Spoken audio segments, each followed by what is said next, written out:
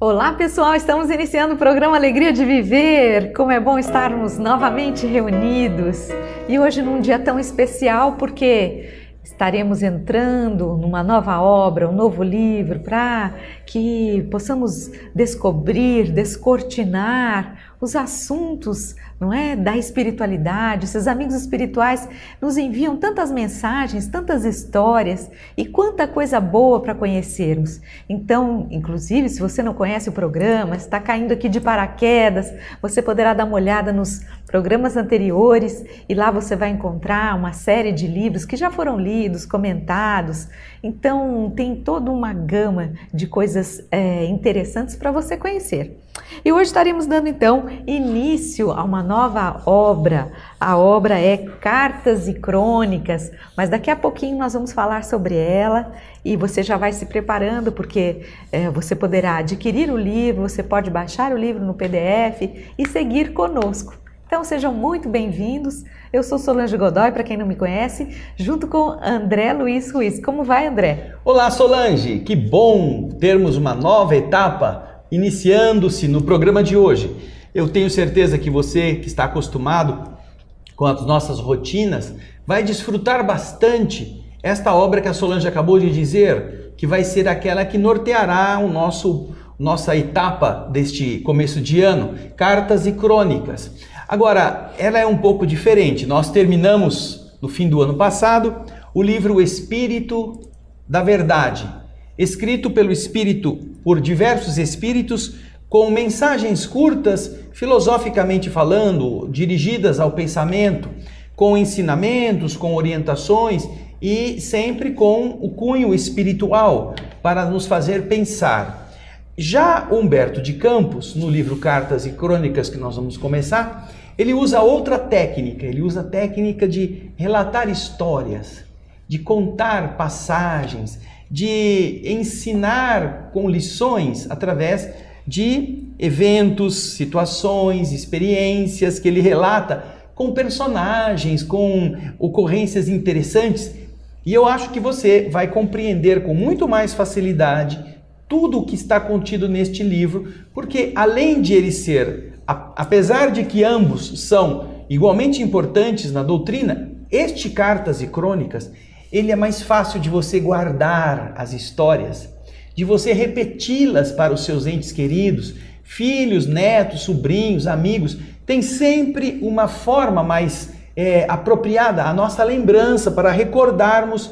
Você pode não lembrar do nome dos personagens, mas você vai se lembrar da história, não é, Solange? Vamos lembrar também que esta obra, Cartas e Crônicas, ela foi escrita pelo espírito Irmão X, através da mediunidade de Francisco Cândido Xavier. E quem foi o Irmão X, André? É o mesmo daquele outro livro que nós já fizemos aqui, né? Boa Nova. Lembra do livro Boa Nova?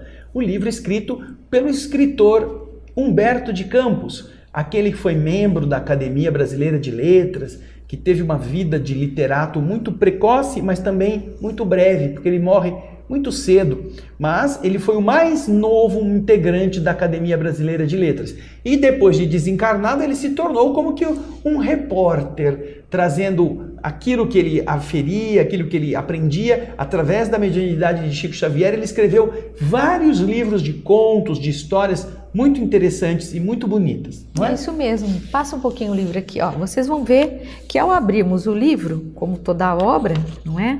Nós temos um índice. E logo no início nós temos uma dedicatória, ou seja, aqui nós temos uma mensagem do próprio Irmão X. Ele vai falar um pouco a respeito da obra.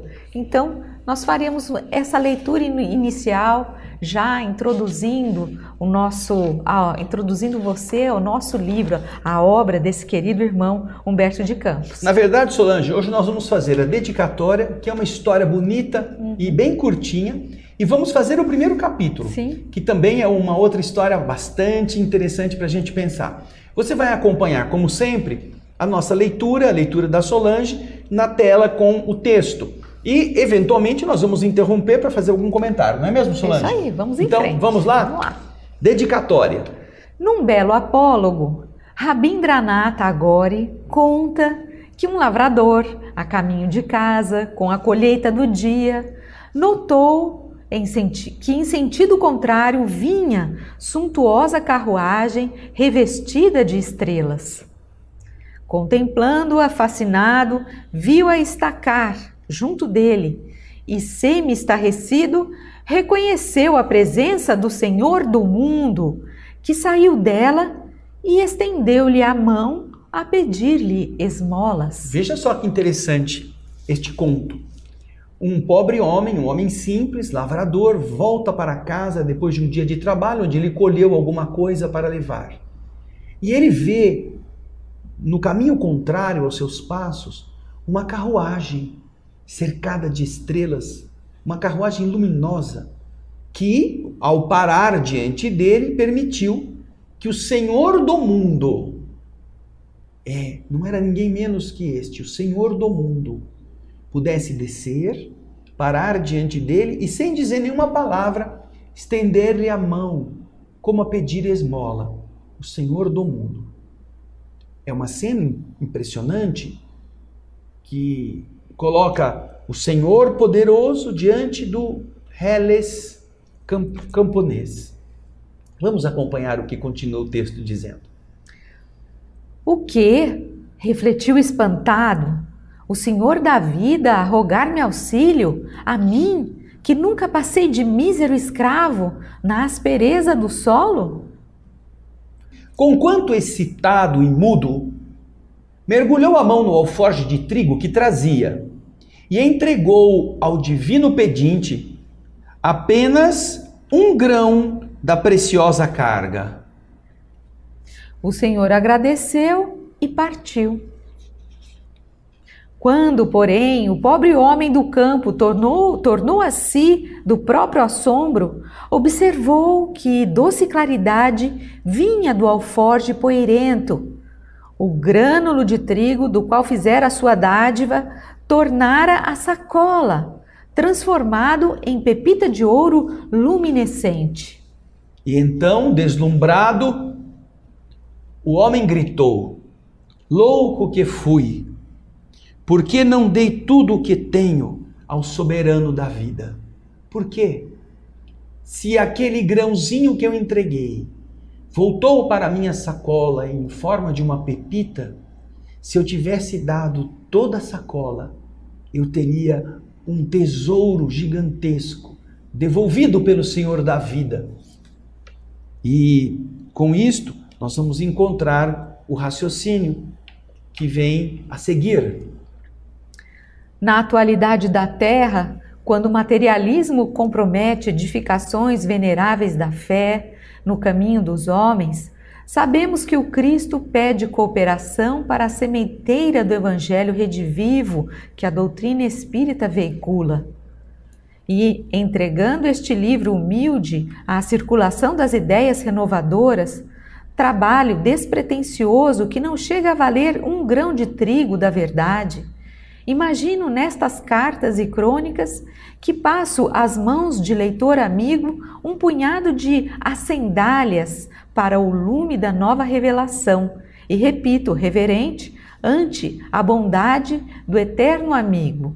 Ah, Senhor, compreendo a significação de teus apelos e a grandeza de tua magnificência, mas perdoa o pequenino servo que sou, se nada mais tenho de mim para dar. E aí vocês veem o texto escrito em 18 de abril de 1966.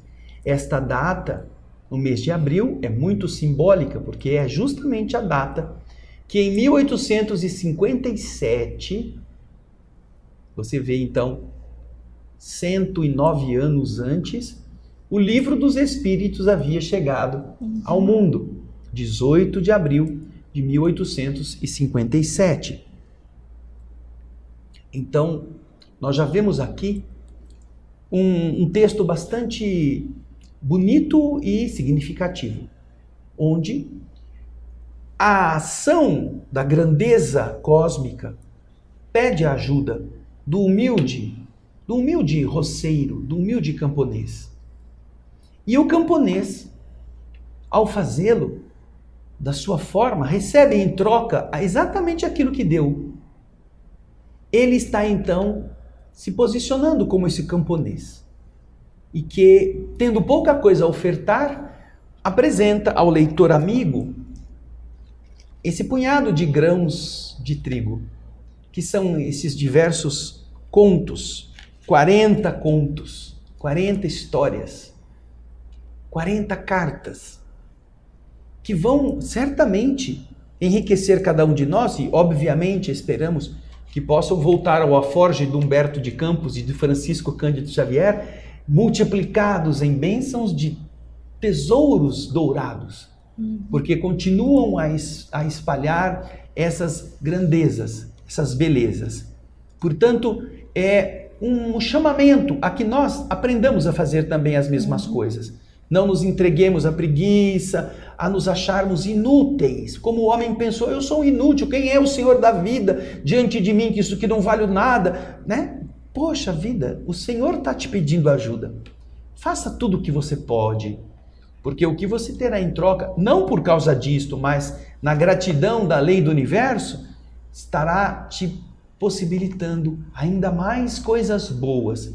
Lembre-se daquela passagem do Evangelho, quando o Senhor deixa umas moedas com seus servos, a parábola dos talentos, e ele se afasta dizendo que ele vai deixar, segundo as capacidades de cada servo, uma quantia para que eles trabalhem. Deixou 5 moedas com um, 2 moedas com outro e uma única com o terceiro. Quando ele voltou, ele foi prestar contas, ele foi pedir as contas e cada um dos servos teve que prestá-las. E então, para os 2 que trabalharam e multiplicaram os recursos, o Senhor diz a mesma coisa. Bom e fiel servidor. De 5 moedas, você me apresenta 10.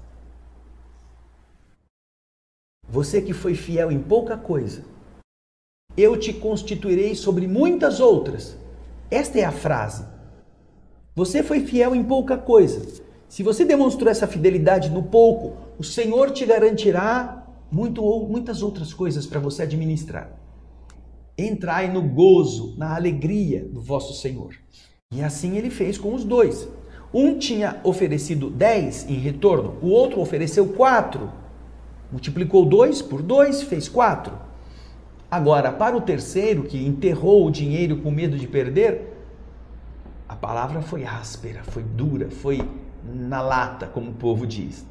Servidor mau e preguiçoso. Mau e preguiçoso.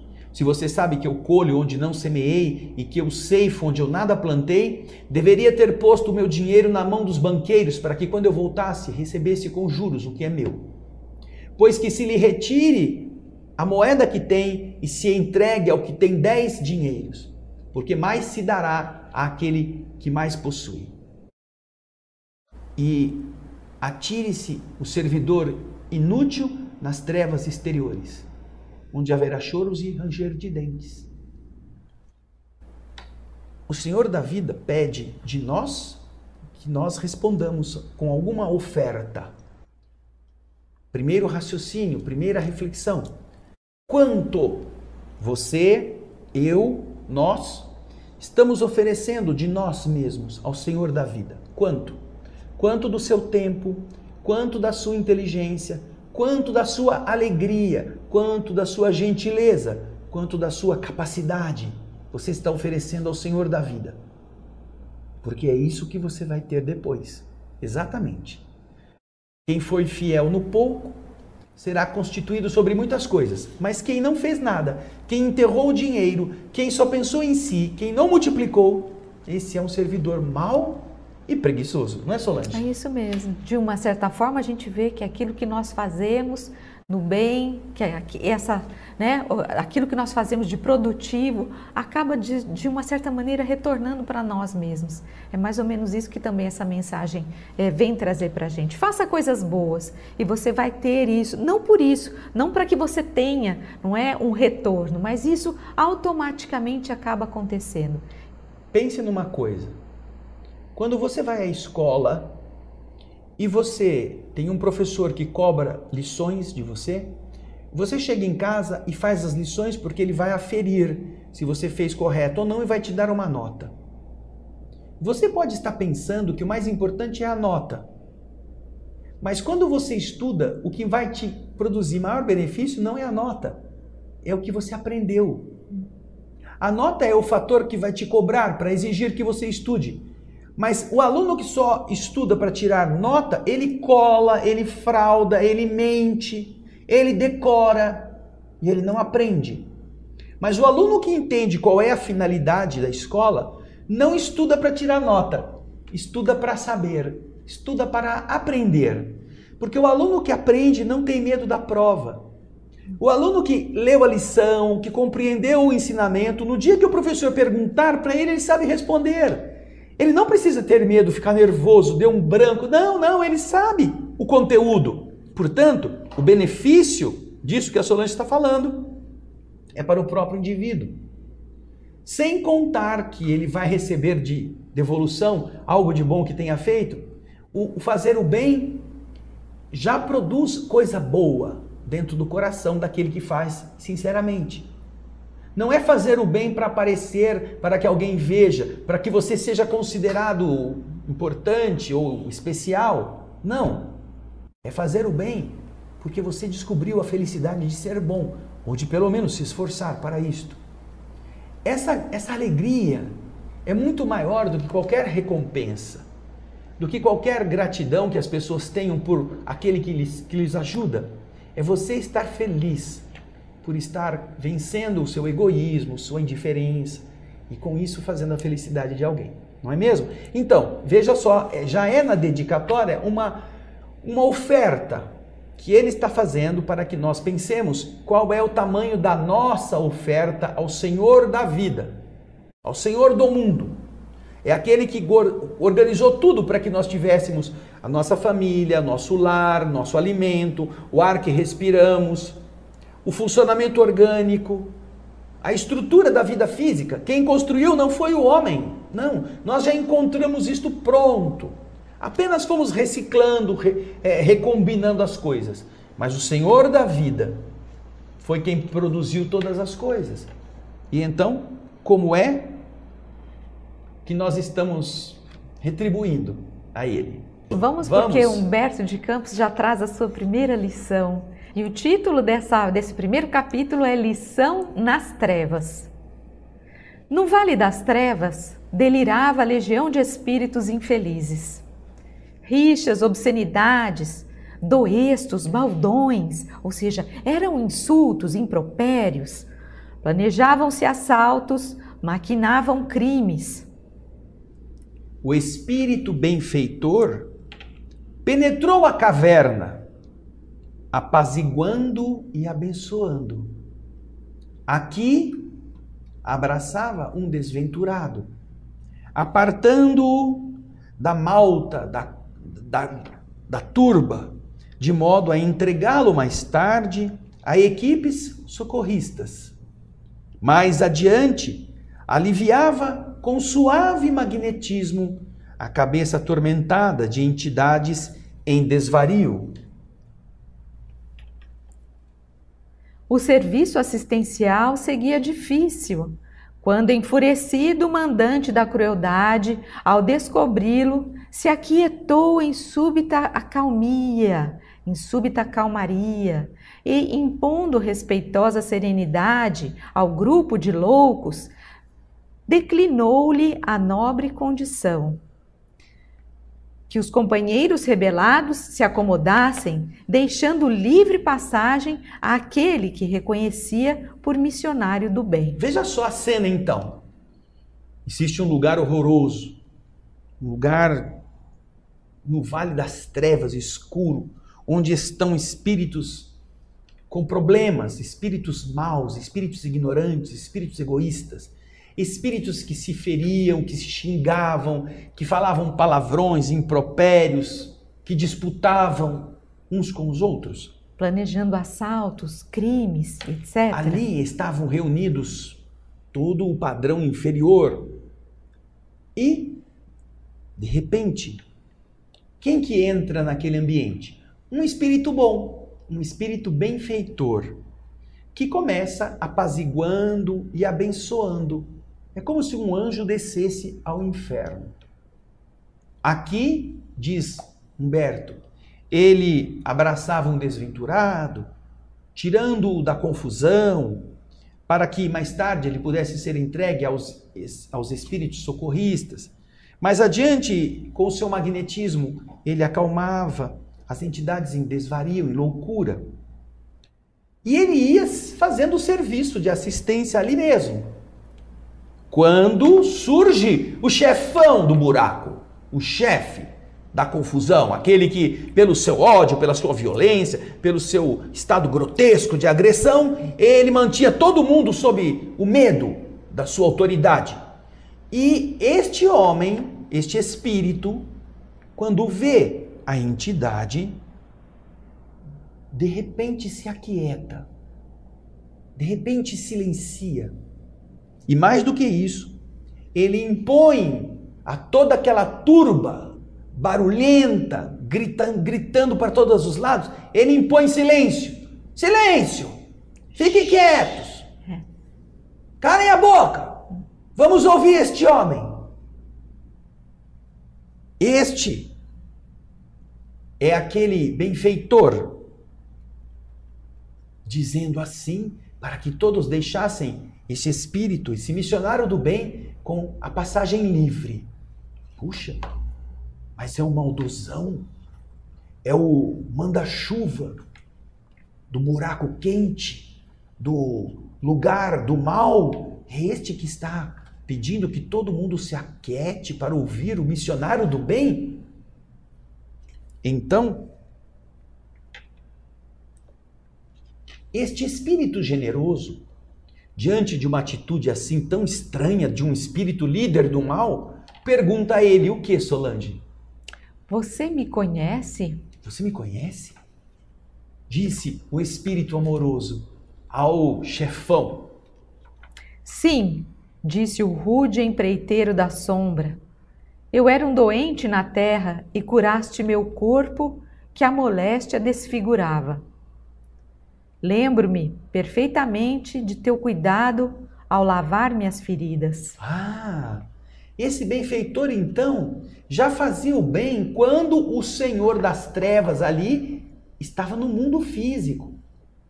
Eu me lembro, sim, eu estava doente e você me curou. Eu me recordo de você lavando as minhas feridas. Eu te conheço dali, te conheço dessa região.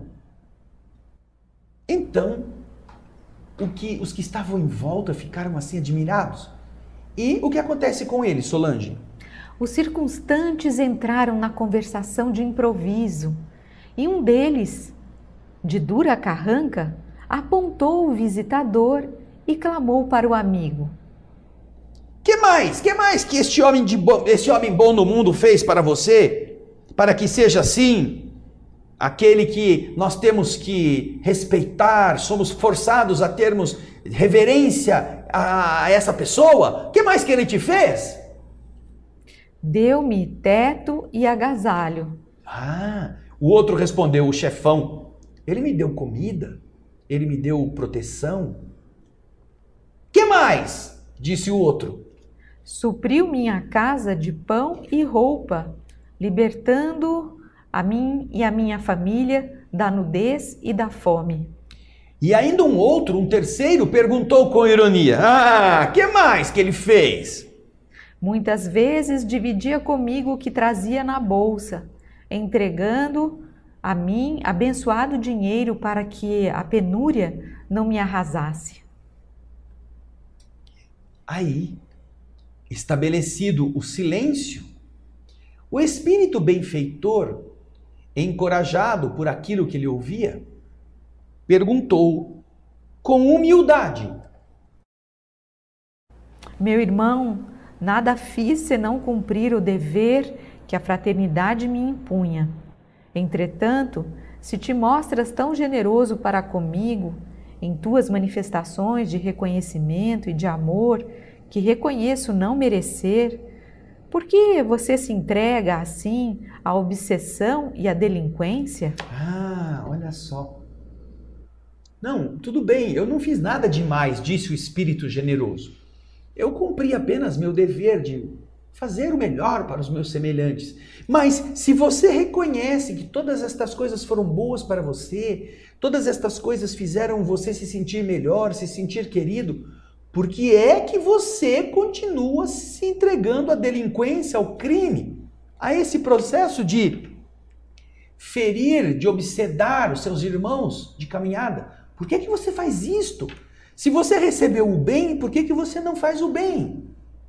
Que pergunta sábia, quase óbvia, na boca do espírito generoso que já havia cuidado daquele homem quando ele estava vivo no mundo físico, não é? E então nós vamos ver o que ele respondeu, não é, Solange? O interpelado pareceu ficar sensibilizado, balançou tristemente a cabeça e explicou: Em verdade, você é bom e amparou a minha vida, mas você não me ensinou a viver. Você me amparou, você me deu comida, me deu abrigo, me deu agasalho, mas você não me ensinou como é que eu devo viver. Você não fez com que meu espírito aprendesse quais são os caminhos gloriosos da sabedoria, do esforço no bem, o quanto é importante isto. Você me abasteceu, mas eu continuei a ser mal. Estranho isso, não é mesmo? E aí temos um pequeno comentário final do espírito Humberto de Campos, o irmão X. Espíritas irmãos, cultivemos a divulgação da doutrina renovadora que nos esclarece e reúne. Com o pão do corpo, estendamos a luz da alma que nos habilite a aprender e compreender, raciocinar e servir. Não é que não se deva fazer a caridade direta, de dar o pão, de dar o remédio, de acolher as pessoas, não. É claro, isso é importante, porém, nós não devemos esquecer que aquelas pessoas aflitas, que às vezes estão em uma situação de penúria, elas não são um trapo de carne pedindo só a comida. Elas são um espírito que, em primeiro lugar, se está numa condição de penúria como esta é por algum motivo. Portanto, é claro que na emergência se dá o de comer, no frio se dá o de vestir, se dá a proteção para que a criatura não morra. Porém, estas ações não devem ser a prioridade que faça com que o indivíduo esqueça de ajudar o outro a que ele aprenda, a que ele se melhore por dentro. Porque fome todos teremos, bons e maus, todos passaremos frio no inverno, santos e pecadores. Porém, se um pecador deixa de ser pecador, ele estará melhorado para o resto da vida. Em todos os invernos, em todos os verões, ele será outra pessoa. Enquanto que você dá uma blusa neste inverno, no outro inverno provavelmente ele já perdeu. Se ele é uma pessoa desleixada, ele já descuidou-se, porque ele vestiu para aquele frio. Ele não se preocupou com os frios que viriam adiante. Ah, quando vier o frio, eu me viro. Eu vou ficar carregando essa blusa, eu vou ficar andando na rua, carregando essa blusa no calorão, eu tenho que me desfazer disso. No próximo inverno eu peço para alguém. Então, você vê que a necessidade material que merece ser atendida, ela é importante para quem? Não é para quem vai receber. É para aquele que vai se esquecer de si e distribuir algo. A caridade material não é bom para quem recebe, é boa para quem pratica. Desde que seja sincera, desde que não seja um exibicionismo, desde que não seja uma maneira de se parecer bonzinho, desde que seja verdadeira. Por quê? Porque é aí que você sente o amor verdadeiro pelo seu semelhante, se desfazendo de alguma coisa que você tem, mas que pode ser usada com mais importância na salvação da dificuldade do seu semelhante. Agora, o que Humberto de Campos está falando é, ao lado disto, eduque a alma. Ajude a que ele entenda. Faça com que ele perceba que o mal que ele pratica redundará em mal para seu espírito, que os excessos cometidos vão ser cobrados depois pelo destino em sofrimentos acumulados, que poderiam ter sido evitados. Por isso que esse espírito recebeu ajuda, mas quando chegou do outro lado era mau e gostava da maldade. Tanto que se impunha a todos os que estavam na região umbralina, não é, Solange? É isso mesmo. Eu acho que essa frase do ensinar a viver é uma das coisas mais importantes. Porque quando nós temos os nossos filhos, não é verdade? Nós não ensinamos aqueles que amamos, ensinamos como eles devem proceder diante da vida, ensinamos as leis morais, educamos, procuramos mostrar bons caminhos, boas condutas, fazer com que essa criatura cresça. Então esse ensinar a viver, ele é muito grandioso e muito importante. E muitas dessas pessoas que às vezes precisam de ajuda, que nós ajudamos, é lógico, como o André disse, de forma material, elas têm no seu interior ainda às vezes muito árido, não é? Elas não têm esse conhecimento, esse despertar para essa realidade que vai além da matéria, que se estende à realidade do espírito, que é um espírito encarnado. Então, quando nós ensinamos, mostramos esses conhecimentos, isso faz com que as pessoas tenham uma outra visão. E isso é muito importante para todos nós. O nosso querido Alípio Gonzalez, que muitas vezes esteve conosco aqui na TV Mundo Maior ou na Rádio Boa Nova, ele contou para nós em uma ocasião. Ele, na cidade de Caracas, na Venezuela, onde ele morava e onde sua família continua morando, eles têm uma instituição chamada Mensagem Fraternal. E essa instituição continua trabalhando, mesmo nas dificuldades que o mundo está passando hoje, graças ao empenho da sua esposa, a nossa querida Ana de Jesus. Ela, juntamente com os demais trabalhadores, está à frente da obra de Mensagem Fraternal, que ela sempre apoiou e cooperou quando o Alípio estava vivo. E em uma ocasião, o Alípio nos contou o seguinte: havia um senhor que todos os que vão comer o café da manhã, porque era o que eles forneciam, uma refeição ao dia, as pessoas que vão lá eram muito pobres. Mas você não faz ideia do que é a pobreza. Aqui no Brasil, nós temos fartura em muitos aspectos. Mesmo a criatura que está, às vezes, na rua, ela está engordando na calçada de tanta gente levar comida para ela.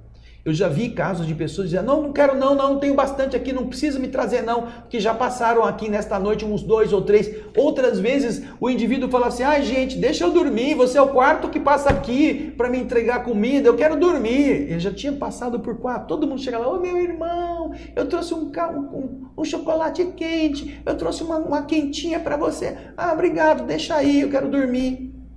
Lá não, lá é uma miséria extrema. Então, este senhorzinho, todo dia, ele estava na fila para estar ali comendo alguma coisa. Era a única refeição que ele fazia.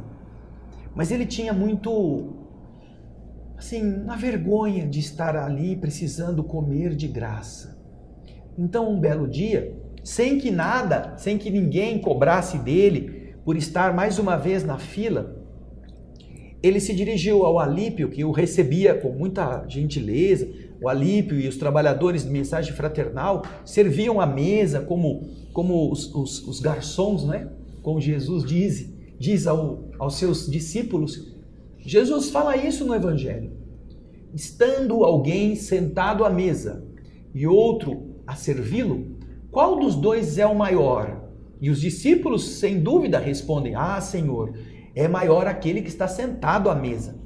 Então Jesus complementa: pois eu estou entre vocês como aquele que serve. Eu sou o menor. Alípio e os outros trabalhadores tratavam destes homens feridos, sofridos, miseráveis, com essa dignidade pouco conhecida, inclusive dos espíritas. Algumas pessoas pensam que fazer o bem é um favor que estão fazendo aos miseráveis e às vezes tratam as pessoas com desdém. Lá não. Então, um belo dia, vendo esse senhor todos os dias na fila e ele se constrangendo de ter que comer. O Alípio diz: meu irmão, que bom que você veio. Eu fico muito feliz de vê-lo aqui todos os dias. E o senhorzinho disse: ah, irmão Alípio, desculpa que venha, que volva cá para comer. Mas sabe o que é? Não é tanto a comida, que por suposto é muito boa. É que aqui eu sou tratado como gente. Eu sou tratado com respeito. As pessoas me dão não só o que comer, elas me tratam com afeto. É isso que me faz vir aqui. Eu já passei muita fome, já vivi muito tempo sem ter o que comer. Mas faz muito tempo que eu não encontro lugar em que alguém me trata com dignidade. Não como se eu fosse um miserável cachorro sarnento fuçando a lata do lixo para encontrar um osso e sair mordendo. Não. Como uma pessoa. Vocês me cumprimentam. Vocês me dão a mão. Eu estou sujo, eu não tenho como me limpar direito, mas eu procuro vir da melhor maneira, da forma mais asseada. Eu lavo minha mão nas poças d'água, eu lavo a mão quando eu chego aqui. Vocês não têm vergonha de mim. Vocês se sentam comigo à mesa, vocês me servem. Eu como, se eu tiver fome, vocês me dão mais uma vez a ração que eu já comi, para que eu possa comer de novo. Depois vocês me saúdam quando eu me retiro. Puxa, isso para mim vale muito mais do que a arepa que eu como. Ah, que coisa linda! Como entender a necessidade do nosso semelhante, que vai muito além da roupa que veste, do pão que come, que é uma maneira de ensinar o outro a ser diferente. E é claro, se você pega um malfeitor e lhe dá um pão, ele vai ter menos fome. Mas isso não garante, né, Solange? Que ele vai deixar de ser malfeitor. Isso. Mas, se junto do pão, você dá a ele atenção, você dá a ele respeito. Ah, que história linda! Nos conta Victor Hugo, no livro Os Miseráveis. No filme, Jean Valjean sai da cadeia, onde ele ficou preso por ter roubado um pão. Ficou anos, décadas preso, num sistema penitenciário injusto, violento. Ele era um homem zarrão e ele sai da cadeia com uma carta dizendo que ele já tinha sido liberado da sua pena. Mas ele está com fome, ele continua um homem grosseiro, ríspido, assim, quase um preso forçado, tosco. Ele era musculoso, então tinha que fazer os trabalhos pesados na cadeia. Mas ele tem fome. E ele bate na porta das casas. A pessoa abre a janelinha assim e vê aquele homem zarrão, com aquela cara feia. Tô com fome. A pessoa, não tem nada aqui. Bate a porta na cara dele. E ele vai ficando com um ódio, com uma revolta. Eu tô com fome, eu saí da cadeia agora, ninguém me deu nada, só tenho uma carta. Eu tenho um pouco de dinheiro. Eu posso pagar? Aí quando a pessoa pegava a carta, via que ele tinha saído da cadeia, devolvia a carta para ele e fechava a portinhola na cara dele. Aí alguém, vendo que ele estava assim desarvorado, diz: vai naquela casa lá, bate na porta que lá mora gente boa. Era a casa do padre. Um senhorzinho, um bom senhor. Ele vai até lá, bate na porta, abre uma velinha e ele fala assim: eu tô com fome, eu posso pagar, eu quero comer. A velhinha fica com medo. E então ouve uma voz lá dentro: abra a porta, meu irmão, entre aqui, você é meu convidado. O monsenhor, vendo que estava na porta um homem rústico, rude, se levanta e vai até lá a porta, abre a porta com a irmã que estava com medo do homem. Venha cá, entre aqui. Põe ele para dentro. Coloca ele sentado na cadeira onde ele estava sentado, o monsenhor. Manda a irmã, uma velhinha, eram duas, manda que as duas possam encher o prato dele de sopa. Ele enche o prato de sopa, ele vê, ele pega o pão, pica aquela sopa, aquela papa fica cheia de pão molhado, e ele come que nem um bicho. E as duas ficam horrorizadas. E o monsenhor fica olhando para ele com amor. Terminada a janta, o padre manda que elas arrumem o quarto de hóspede. Mas quando ele pega a colher, ele segura-se. Jean Valjean sente que é prata, o talher do bispo, o talher do Monsenhor. Tem 2 castiçais de prata maciça. E então, ele, depois de comer, o Monsenhor leva ele para dormir num quarto, num abrigo que tem ali. Um estranho vai dormir pela primeira noite em liberdade. E então, depois que se apagam as velinhas que estavam acesas, passa-se a cena para alguém batendo na porta, rusticamente, durante a noite. Aí o Monsenhor sai, vai abrir a porta e são 2 guardas segurando o mesmo homem. Nós vimos este homem lá fora carregando este saco.